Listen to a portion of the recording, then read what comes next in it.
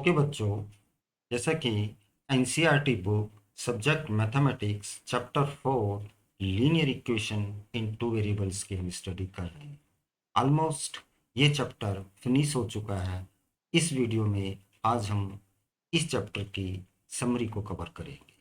जैसे कि हमने इस चैप्टर के अंदर 5 पॉइंट कवर किए हैं, उन पर ही आधारित ये समरी है। तो देखते हैं।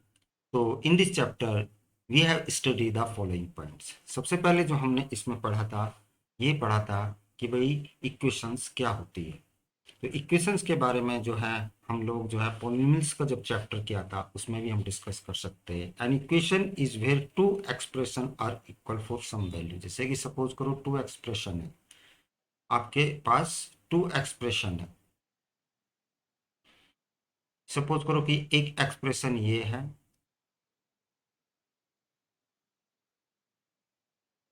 और आपके पास एक एक्सप्रेशन सपोज करो कि ये है। तो ये एक्सप्रेशंस और ये एक्सप्रेशंस को सम वैल्यू के लिए इक्वल होगा, ठीक है ना। तो इसको बोलते हैं हम इक्वेशन। इसके बारे में हम डिस्कस कर चुके हैं। उसके बाद हमने उसमें एक चीज और पढ़ी थी कि लीनियर इक्वेशन क्या होती है। ठीक है, linear equation equation is where two expression are equal for the some value. ये मैंने आपको बता दिया। एक है कि लीनियर जो होता है उसका वर्ड क्या होता है। लीनियर का मतलब होता है वन, यानी कि 1 डिग्री। ये अभी हमने एक्सप्रेशन अपना जो पॉलिनोमियल्स पढ़ा था उसके बारे में हमने इस लीनियर के बारे में, लीनियर पॉलिनोमियल्स के बारे में बताया था कि ऐसा पॉलिनोमियल जिसकी डिग्री 1 हो उसको बोलते हैं हम लीनियर पॉलिनोमियल्स। और ऐसी इक्वेशन जिसकी डिग्री 1 हो वो कहलाती है लीनियर इक्वेशन। ठीक है। अब जो लीनियर इक्वेशन की जब हम स्टडी की बात करते हैं, तो क्योंकि linear equation in two variables है तो उससे पहले हम एक वन वेरिएबल की भी हम बात कर लेते हैं। तो linear equation in one variable के बारे में भी हमने इसमें इस चैप्टर में डिस्कस किया था। तो when an equation is only one variable of degree 1, ठीक है, वो कहलाती आपकी linear equation in one variable. मैं यहाँ पर लिख देता हूँ linear equation in one variable क्या होती है। an equation when an equation has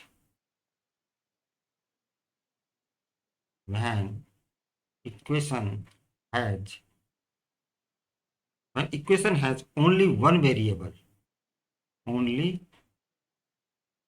when equation has only one variable, केवल उसके अंदर एक ही वेरिएबल है और वो जो वेरिएबल होगा सिंगल डिग्री का होगा, of 1 degree, is called linear equation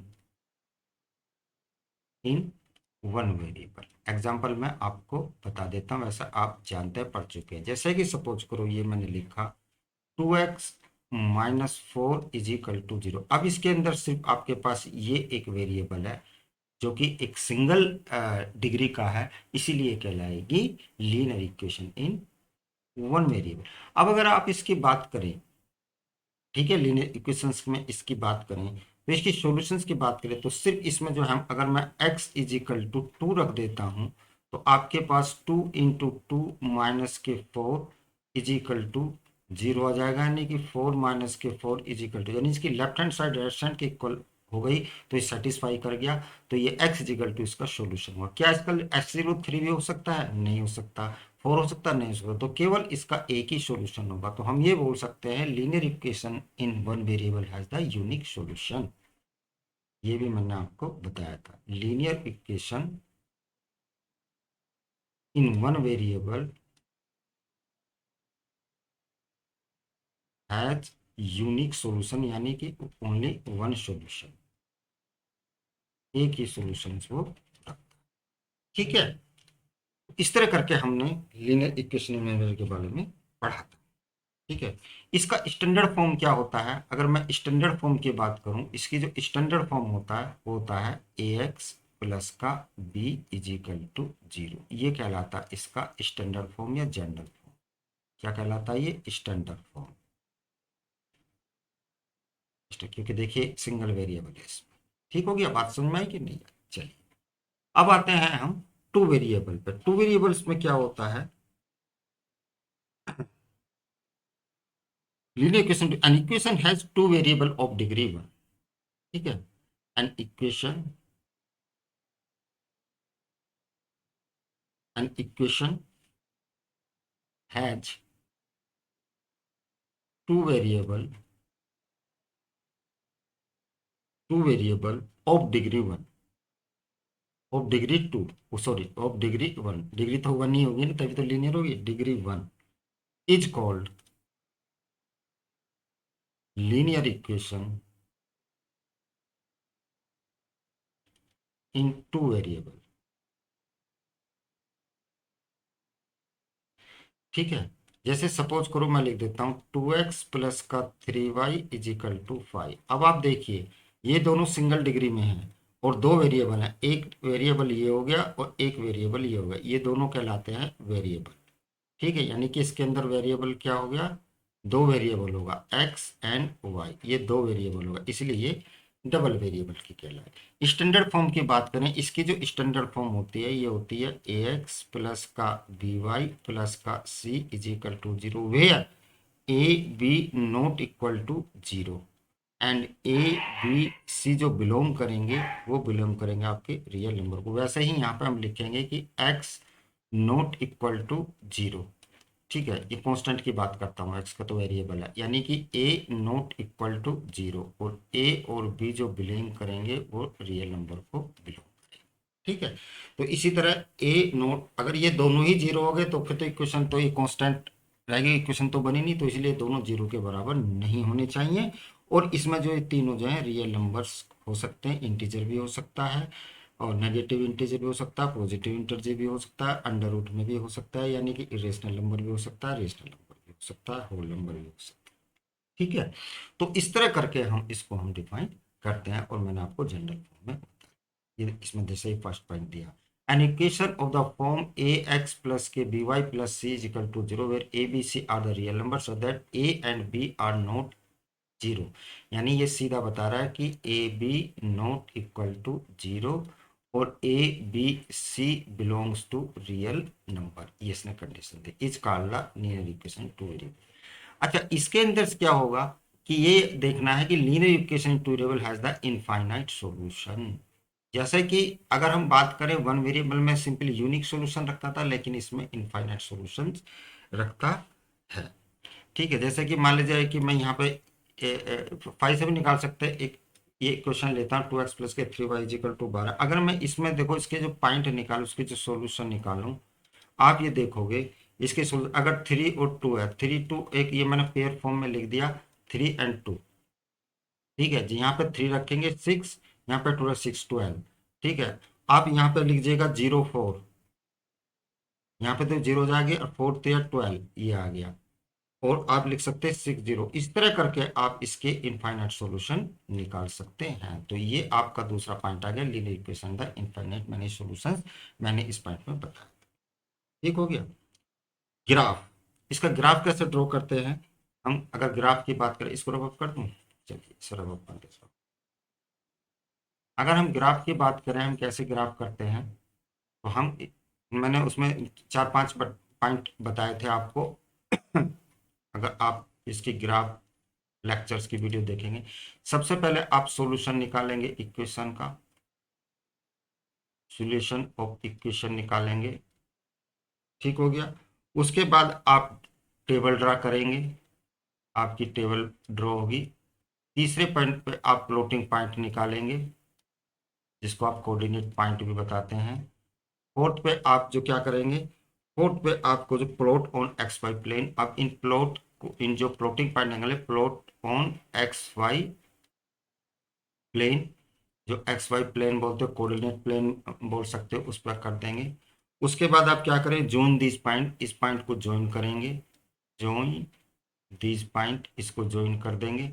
ठीक है, अब आपको क्या मिलेगा, गेट स्ट्रेट लाइन, आपको एक स्ट्रेट लाइन मिल जाएगी। तो ये जो आपका हुआ, ये आपका ग्राफ हो गया। ठीक है, ये होगा आपका graph. Graph of every location variable is the state line. हमेशा जो भी इसके लीनियर इक्वेशंस जो होगी टू वेरिएबल की, आपको एक स्टेट लाइन ही मिलेगी। जैसे कि इस तरह करके जब आप खींचते थे, ये एक्स हो जाता है, ये एक्स डैश, ये वाई डैश, इस तरह तो होता था ये। इससे अब जब भी कोई भी खींचेगी, चाहे तो ऐसा आएगी वो भी स्ट्रेट लाइन आएगी, ऐसा आएगी वो भी स्ट्रेट लाइन आएगी, चाहे ऐसे खींच लो या ऐसे खींच लो, आपके पास एक स्ट्रेट लाइन ही आपको मिलेगी। ठीक है, इसमें एक मैं इनसे पहले मैं एक पॉइंट लेना हूं। इसमें ये बोला every point on the graph of linear equation in two variable is the solution of line. अब मान लीजिए कि सपोज करो कि मैंने ये एक ग्राफ ड्रा किया हुआ है, एक ये ग्राफ है। इसका मतलब मैं आपको वहां पर भी आपको तो पता है वैसे तो, लेकिन मैं आपका ब्रशअप करा देता हूँ। वाई वाई डैश, ठीक, ये एक स्ट्रेट लाइन है। इस पॉइंट के ऊपर जो भी पॉइंट होंगे, ठीक है, वो सब उस इक्वेशन, अब ये तो एक इक्वेशन, सपोज करो कि ये एक इक्वेशन है, ए एक्स प्लस के बी वाई प्लस का C is equal to zero, और इसके ऊपर जो भी पॉइंट होंगे, सपोज करो एक्स वन वाई वन हुआ, वो इसका सॉल्यूशन होगा। सपोज करो दूसरा पॉइंट ये एक्स टू वाई टू हुआ, ये वो भी इसका सॉल्यूशन। तो यानी जितने भी इसके ऊपर पॉइंट होंगे वो इसके सॉल्यूशन होंगे। और कितने इनफाइनाइट सॉल्यूशन, इनफाइनाइट पॉइंट हो सकते हैं इसके ऊपर। देखो स्ट्रेट लाइन, एक ही स्ट्रेट लाइन पे कितने पॉइंट हो सकते हैं, इनफाइनाइट पॉइंट हो सकते हैं। तो उन इनफाइनाइट की वजह से ही इसमें सॉल्यूशन भी इनफाइनाइट मिलेगा। दूसरा इसमें पॉइंट ये क्या है कि every solution of linear equation is the point on graph of linear equation. दूसरा ये बोला कि उस इक्वेशन के जो भी सॉल्यूशन होगा वो उसकी स्ट्रेट लाइन पर रहेगा। मान लीजिएगा आप इससे कोई सॉल्यूशन निकालते हो, आपके पास सॉल्यूशन जो है एक्स थ्री वाई थ्री आएगा, वो एक्स थ्री वाई थ्री भी इसी लाइन के ऊपर होगा। ठीक है, ये आपका एट पॉइंट हो गया। दूसरा अब हमारे पास जो आता है points, equation of x is equal to 0, the equation of y axis and y is equal to equation of x axis। मैंने आपको ये भी बताया था कि सपोज करो कि ये एक x एक्सिस है,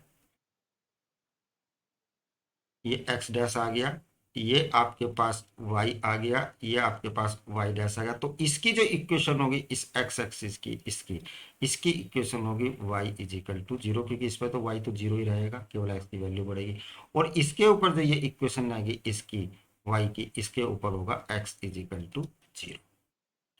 ठीक है, तो equation of X axis, equation of X axis आपकी हो जाएगी y is equal to zero, और इक्वेशन ऑफ y एक्सिस ये होगी आपकी x is equal to zero.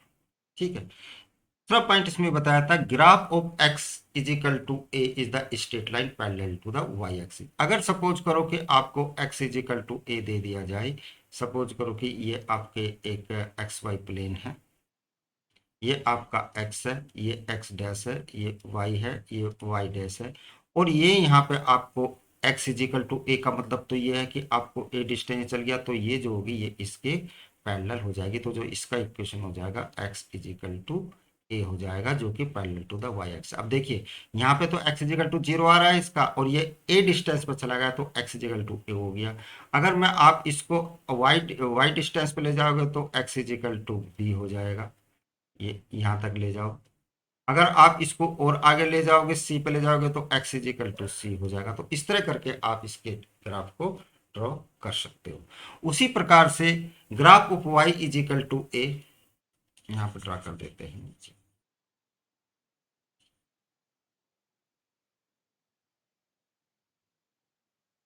ये वाला पॉइंट आपका हो ही गया, ये हो गया। अब graph is equal to Y is equal to parallel to the axis. Suppose करो कि ये एक आपका एक्स वाई प्लेन है, ये आपका एक्स है, ये एक्स डैश हो जाएगा, ये आपके पास y है, ये आपका y डैश हो जाएगा। अब आपका y is equal to A, Y is equal to A का मतलब ये होगा कि यहाँ पे समथिंग गया, तो ये इसके पैरेलल हो जाएगा, ये is equal to y is equal to A हो गया। अगर सपोज करो कि वो डिस्टेंस b दे देता है, ये b डिस्टेंस दे देता है, तो आपका ये जो हो जाएगा y इजिकल टू b हो जाएगा। इस तरह करके हम जो है इसकी कर सकते हैं। वहीं पे अगर सपोज करो माइनस फॉर्म में दे दिया, तो अगर इसमें माइनस फॉर्म में दे दो तो नीचे पहुंच जाएगा। सपोज करो कि ये एक दे दिया, ये एक्स एक्सिस दे दिया, ये एक्स डैश दे दिया,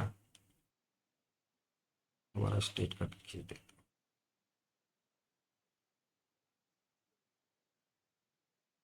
ये आपका दे दिया, ये आपका x दे दिया, ये आपका x एक्स दे दिया, ये आपका y दे दिया, ये आपका y डैश दे दिया, और ये माइनस के हो गया। तो आप इसको यहाँ पे नीचे करेंगे, ये जो यूनिट होगी माइनस का होगी, तो ये हो जाएगी आपकी, क्या हो जाएगी, x is equal to Y is equal to minus का a, या इसको ये कर सकते हैं y प्लस का a इजिकल टू 0 भी हम ड्रॉ कर सकते हैं। जैसे जैसे नीचे जाएंगे वो माइनस में, ऊपर जाएगी तो पॉजिटिव पॉइंट में होंगे। ठीक है, ये आपका ये क्लियर होगा। एंड इक्वेशन होता है, यदि कोई ओरिजिन से जाती है, कोई भी लाइन अगर ओरिजिन से आपकी जाएगी, ठीक है, वो इस तरह की होगी। ये एक्स एक्सिस है, एक्स वाई प्लेन पहले ड्रॉ कर लेते हैं। तो जो भी y is equal to M X जो रिप्रेजेंट करेगी, वो इसका मतलब है कि जो आपकी जो लाइन है वो 0 0 से होकर जाएगी, ये इस तरह करके जाएगी, जो कि ये y is equal to M X होगा। इसके एग्जाम्पल जो y is equal to 2x, y is equal to 3x, y is equal to 4x, ये जो भी होंगे ये इस फॉर्म में लाइन होंगे। ठीक है, वो उसके ओरिजिन पॉइंट से होकर के जाए। तो हमने ये जो है टोटल जो है इस तरह करके, वैसे तो उसमें 5 पॉइंट थे, लेकिन उसने और थोड़ा सा एक्सेस करके ये 8 पॉइंट बना के एक समरी बनाई है। आप उन जो है शायद 4 वीडियो हैं वो आप कंटिन्यू उनको देखेंगे तो बातें आपकी समझ में आएगी। यहाँ पे तो कोऑर्डिनेट ज्योमेट्रीज का बहुत छोटा सा पार्ट दिया हुआ है। अब जब आगे आप हायर क्लास में जाएंगे तो आप अच्छा खासा इसके बारे में स्टडी करने वाले हैं। तो चलिए, हमारा ये चैप्टर यहीं पे ही फिनिश होता है। अब हम नेक्स्ट चैप्टर, चैप्टर 5 जो है नेक्स्ट वीडियो में स्टार्ट करेंगे। ठीक है, थैंक यू बच्चों।